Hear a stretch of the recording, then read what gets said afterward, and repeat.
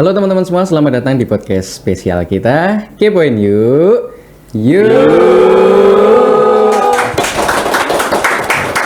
Oke, bersama saya Firman Adi sebagai host. Nah, teman-teman sekalian, kali ini adalah episode yang sangat spesial karena kita akan berbincang dengan salah satu lembaga negara yang bergerak dalam penegakan keadilan. Nah, teman-teman pasti bisa menerka-nerka nih, kita akan ngobrol tentang apa. Kita sambut narasumber kita hari ini, Bapak Anton M. Londa SH.MH selaku Kepala Kejaksaan Negeri Temanggung. Selamat datang, Bapak. Terima kasih, Mas Adi. Siap. Apa kabar, Bapak? Sehat. Sehat. Ini kesibukannya apa ini, Pak? Ya, kesibukan sehari-hari ya biasa dalam melaksanakan tugas ya di sela-sela kegiatan itu ya kegiatan kunjungan ke masyarakat. Oke. Ya, dan terutama tugas pokok kami di bidang penegakan hukum sudah pasti setiap hari ya. Oke. Ya. Oke, ini ada fokus tertentu tidak, Pak, dari Kejaksaan Negeri Temanggung ini, Pak? Ya, kalau untuk kami Kejaksaan Negeri Temanggung itu kalau fokus sementara ini prioritas bagaimana di bidang tindak pidana korupsi sebagaimana program secara nasional dari Astacita, dan kami sebagai lembaga teknis akan menindaklanjuti itu sampai ke tingkat bawah, dan itu kita fokus di tindakan preventif. Dan represifnya ya. Oke, nah ini menarik sekali. Nah, Bapak, kita akan ngobrol dulu yang ringan-ringan dulu. Kita akan perkenalkan teman-teman kita. Mungkin karena segmen kita itu dari segala usia, Pak. Gitu. Nah, mungkin dari teman-teman kita ada yang belum ngerti sebenarnya kejaksaan itu lembaga apa sih, Pak? Baik, terima kasih Mas Adi. Jadi sebelum saya perkenalkan lembaga kejaksaan, ya tidak kenal ya nanti bertanya-tanya. Betul. Ya, mungkin saya mengawali dengan memperkenalkan diri. Ya, nama saya Anton M. Londa, dalam jabatan sebagai Kepala Kejaksaan Negeri Temanggung sejak September 2024. Nah, sebelum bertugas di Temanggung sudah mengelilingi Indonesia bagian timur.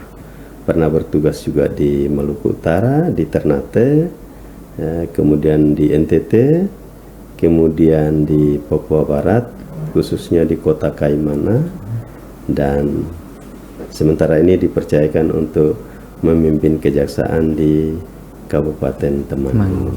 Ya. Untuk aslinya saya itu dari Indonesia Timur, di Nusa Tenggara Timur, Kupang,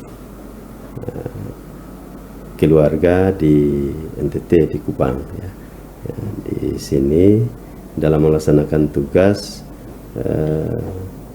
saya baru kurang lebih 10 bulan ya, 10 bulan berada di sini. Baik, sebagaimana yang ditanyakan Mas Adi terkait dengan lembaga kejaksaan, ya, kejaksaan itu adalah salah satu lembaga aparat penegak hukum, lembaga penegak hukum, dan kami sebagai landasan itu adalah Undang-Undang Nomor 16 Tahun 2004, sebagaimana diubah dengan Undang-Undang Nomor 11 Tahun 2021. Nah, kejaksaan itu di situ mengatur terkait dengan khusus terkait tugas pokok dan fungsinya itu sebagai lembaga penegak hukum itu ada di bidang bidang pidana, yang mungkin masyarakat selama ini mengenal kejaksaan itu penuntut umum ya. Betul. Ya, penuntut umum.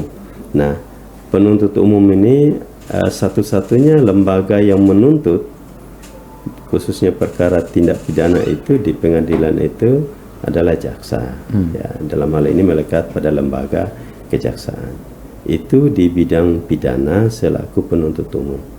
Nah, selain fungsi penuntut umum ada juga di kejaksaan itu di bidang pidana itu berdasarkan pasal 30 Undang-Undang Kejaksaan itu ada mengatur tentang jaksa juga selaku penyidik. Ya. Jadi penyidik untuk perkara tertentu.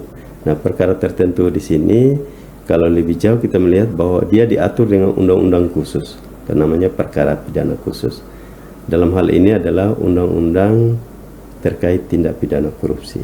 Itu juga masuk dalam domain lembaga kejaksaan, diberikan kewenangan untuk melakukan penyidikan terhadap tindak pidana korupsi. Nah, itu di bidang pidana. Sedangkan ada juga di bidang perdata dan tata usaha negara lembaga kejaksaan juga bertindak selaku pengacara negara. Jadi istilah yang mungkin masih awam di masyarakat, kejaksaan itu sebagai jaksa pengacara negara. Kalau yang selama ini di masyarakat tuh mengenal yang namanya pengacara ya. Pengacara itu pengacara swasta ya. Itu masyarakat bisa meminta bantuan hukum kepada pengacara untuk mendampingi di pengadilan atau menyelesaikan persoalan hukum. Nah, khusus untuk lembaga kejaksaan itu diberikan kewenangan sebagai jaksa pengacara negara, sehingga jaksa di sini tidak mewakili masyarakat di dalam menyelesaikan persoalan hukum, tetapi khusus kepada negara. Kami atas kuasa mewakili negara, sehingga semua persoalan masalah hukum di bidang perdata yang melibatkan pemerintah atau kepentingan negara, kami jaksa selaku pengacara negara diberikan kewenangan untuk bisa mewakili pemerintah di dalam penyelesaian masalah-masalah hukum. Dan selain tugas pokok itu, ada juga tugas yang melekat itu berkaitan dengan keamanan dan ketertiban, yaitu bidang intelijen justisial. Kami juga terlibat dalam pelaksanaan intelijen justisial, yaitu di bidang keamanan dan ketertiban umum, ya, khususnya ketertiban dari sisi intelijen justisial. Nah, itu sedikit perkenalan. Selain tugas-tugas pokok itu ada tugas-tugas lain. Sebagai lembaga ada organisasinya, tentu tugas-tugas umum yang lain juga melekat. Nah, itu sedikit gambaran tentang kejaksaan. Oke, menarik sekali. Nah, teman-teman, kita sudah belajar sedikit gambaran umum tentang sebenarnya kejaksaan itu apa. Juga tadi sudah disebutkan tentang tugas pokok dan fungsinya. Nah, Pak, tadi kita kembali ke kaitannya dengan Hakordia ya Pak ya. Hakordia tadi disebutkan bahwa salah satu domain atau fokusnya adalah tentang pemberantasan korupsi. Nah, mungkin bisa Bapak jelaskan Pak, sekarang Kejaksaan Negeri Temanggung lagi fokus apa ini Pak? Ya, korupsi. Baik, terkait dengan penanganan perkara korupsi, sementara ini kami Kejaksaan Negeri Temanggung ya, di bidang tindak pidana khusus itu kami menangani fokus pada penanganan pemberantasan tindak pidana korupsi. Ya, kalau bicara korupsi, saya kira masyarakat selama ini dengar ya korupsi ya. Korupsi itu yang lebih simpel yang ada di masyarakat itu adalah apabila ada satu tindakan yang merugikan keuangan negara. Ya, memang kalau bicara undang-undang korupsi banyak jenis tindak pidana korupsi, tapi yang lebih mudah masyarakat pahami ketika ada kerugian negara, di situ ada tindak pidana korupsi. Maka di situ kejaksaan dalam kewenangan sebagai penyidik, kami bisa hadir di sana untuk menyelesaikan ya atau menangani perkara-perkara itu sesuai dengan regulasi aturan yang berlaku. Khusus untuk korupsi, kami tidak saja melakukan penindakan, tetapi melalui bidang intelijen kami juga melakukan upaya-upaya preventif. Jadi upaya preventif artinya bahwa tidak saja terjadi tindak pidana baru kami hadir, tetapi kami hadir sebelum terjadinya tindak pidana. Nah, di situ di bidang intelijen kami melalui ada program penyuluhan hukum, ya, penyuluhan hukum kepada masyarakat dan materi-materi penyuluhan hukum itu mengarah kepada bagaimana pencegahan terjadinya tindak pidana korupsi, baik itu di tingkat desa maupun di lingkup pemerintah daerah, ya, yang khususnya lembaga-lembaga yang mengelola keuangan, dalam hal ini yang bersumber dari keuangan negara. Ya, jadi tindakan preventif itu selain melalui penyuluhan hukum dan penerangan hukum, sekarang ada program juga dari kami, itu ada yang namanya jaksa garda desa atau program yang lebih dikenal jaga desa.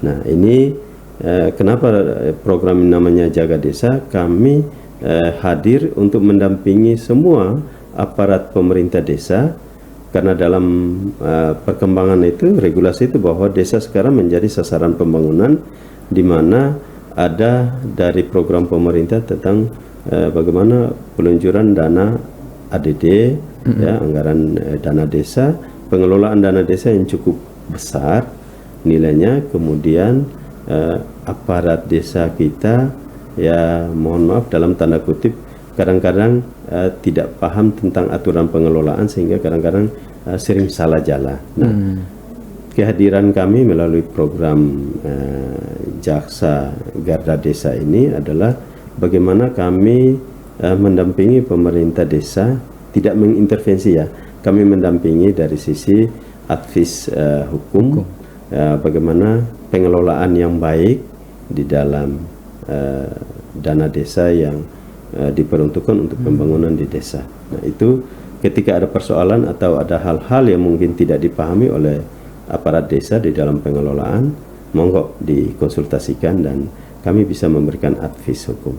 Perlu garis bawahi bahwa apapun yang kami berikan dalam bentuk advis dan lain-lain itu semuanya itu gratis, tidak ada dipungut bayaran atau biaya.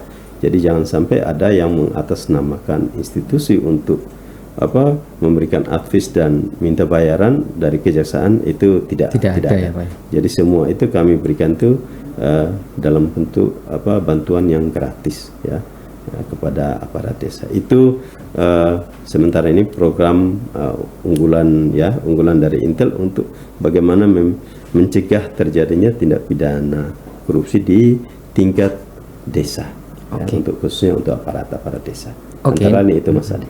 Menarik sekali ini, berarti kita bisa meng-highlight bahwa kejaksaan itu dalam rangka langkah-langkah preventif ya Pak, itu punya program namanya Jaksa Garda Desa atau Jaga Desa. Nah teman-teman semua, pembicaraan makin hangat, apalagi ditemani dengan salah satu produk UMKM kita Bapak hari ini. Kali ini ada salah satu produk UMKM yaitu jahe sengat yang diproduksi asli Temanggung. Nah bagi teman-teman UMKM Temanggung yang ingin mempromosikan produk UMKM-nya bisa kontak link di bawah ini. Baik teman-teman, kita akan kembali pada segmen 2. Jangan kemana-mana, tetap di podcast kesayangan kita, Kepoin Yuk.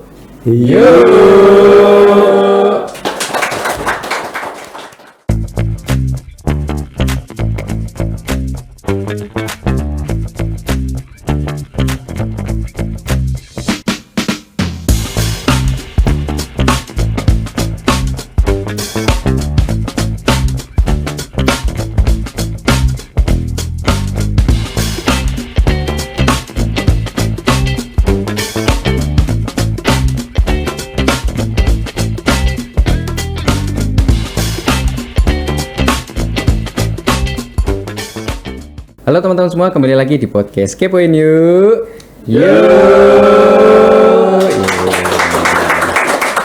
Masih dalam edisi Kejaksaan Negeri Temanggung bersama Kepala Kejaksaan Negeri Temanggung Bapak Anton M. Londa SHMH. Nah teman-teman sekalian, tadi kita sudah membahas banyak hal, mulai dari perkenalan kejaksaan, tentang anti korupsi, jaga garda desa, dan lain sebagainya. Nah sekarang kita akan membahas agak santai, kita akan bertanya ke beliau selaku Kepala Kejaksaan Negeri Temanggung, sebenarnya kiat-kiat apa sih yang beliau lakukan sehingga bisa menjadi seorang Kepala Kejaksaan Negeri. Ini sangat menarik sekali. Baik, terima kasih Mas Ade. Sebenarnya untuk jabatan Kepala Kejaksaan Negeri ini adalah jabatan karir ya, sebagai lembaga pemerintah. Khusus untuk jabatan Kepala Kejaksaan itu tentunya melalui tahapan jenjang karir dan ada syarat-syarat khusus ya, syarat-syarat. Nah, syarat yang paling utama itu adalah supaya menjadi Kepala Kejaksaan Negeri itu yang pasti sudah harus jaksa. Nah, untuk menjadi seorang jaksa itu syaratnya itu adalah harus sarjana hukum karena memimpin lembaga yang bergerak di bidang hukum. Ya, syarat utamanya itu adalah sarjana hukum, kemudian harus melalui tahap tes untuk mengikuti pendidikan jaksa. Nah, setelah menjadi seorang jaksa di dalam melaksanakan tugas itu melalui tahapan jenjang karir, dan untuk sampai kepada pejabat Kepala Kejaksaan Negeri itu, maka sebagaimana ASN yang lain, yang paling utama itu adalah dari sisi asesmen kompetensi. Asesmen kompetensi, kemudian kalau syarat-syarat umum yang pasti kepangkatan dan lain-lain setelah memenuhi syarat, tapi sudah syarat khusus itu asesmen kompetensi, ya. Kemudian di situ ada penilaian dari sisi integritas. Ya, kalau kemampuan saya yakin dari jenjang itu sudah diasah, dan yang utama itu sebenarnya integritas dan kompetensi itu melalui profil asesmen, dan itu harus lulus dulu baru bisa menduduki jabatan sebagai Kepala Kejaksaan Negeri. Oke. Itu Mas Adi. Kalau menurut Bapak ada nggak Pak karakter pribadi yang memang harus dimiliki oleh sebagai calon Kepala Kejaksaan itu Pak? Ya, kalau karakter pribadi, kalau bicara sebenarnya yang utama itu adalah integritas. Kalau bicara integritas, berarti apa yang diucapkan sama dengan apa yang dilakukan. Ya, itu integritas yang intinya di situ. Apa yang kita ucapkan, maka itu juga yang harus kita lakukan. Ketika kita bicaranya A tapi pelaksanaannya B, maka orang meragukan integritas. Tetapi ketika kita bicara A, pelaksanaannya A, disitulah berarti menunjukkan bahwa kita berintegritas. Ya. Oke, menarik sekali. Berarti bisa kita garis bawahi bahwa salah satu poin penting di sini adalah integritas. Selain dari memang jenjang karir, memang background pendidikan dan sebagainya. Nah, Bapak, kita akan bicara soal trust atau kepercayaan masyarakat ya, Pak. Penting sekali kita sebagai lembaga negara itu membangun kepercayaan masyarakat. Nah, bagaimana sih Pak kiat-kiat Bapak dalam membangun kepercayaan masyarakat khususnya Temanggung terhadap lembaga kejaksaan? Ya, baik. Terima kasih Mas Adi.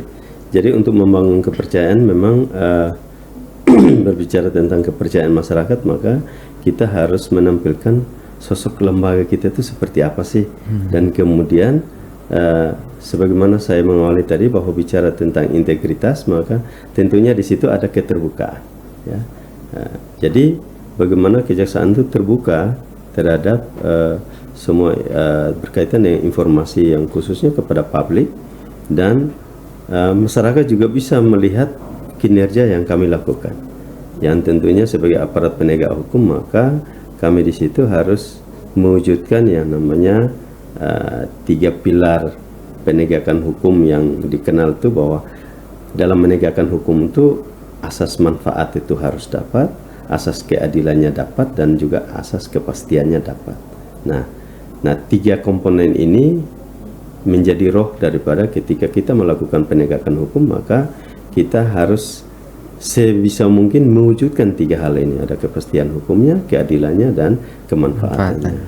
Nah, untuk mewujudkan itu, lembaga kejaksaan di dalam melaksanakan tugas pokok yang saya jelaskan di awal tadi, maka kami berusaha untuk mewujudkan ketiga hal ini. Selain kami wujudkan kepastian hukum di dalam penegakannya, kemudian kami juga mewujudkan keadilan, tetapi dari penegakan dan keadilan yang diwujudkan itu ada manfaatnya untuk masyarakat juga. Nah, mungkin yang lebih simpel itu ketika kepastian berarti bicara tentang bagaimana aturan itu harus dilaksanakan, ya kan, tidak boleh diabaikan. Keadilan, maka para pihak yang ada di situ ketika kita penegakan tidak menjolimi, tetapi sama-sama merasa oh ini adil sesuai dengan aturan. Kemudian manfaatnya apa? Selain untuk mereka yang diproses, untuk masyarakat ada manfaatnya, bahwa pesannya sampai kepada masyarakat bahwa ketika melakukan tindakan seperti si A lakukan, maka itu berdampak kepada hukuman, sehingga ada efek jera untuk mereka yang belum melakukan, mereka akan mengurungkan niatnya untuk melakukan hal yang sama. Itu artinya ketika dalam penegakan itu ada manfaat yang bisa diperoleh oleh masyarakat.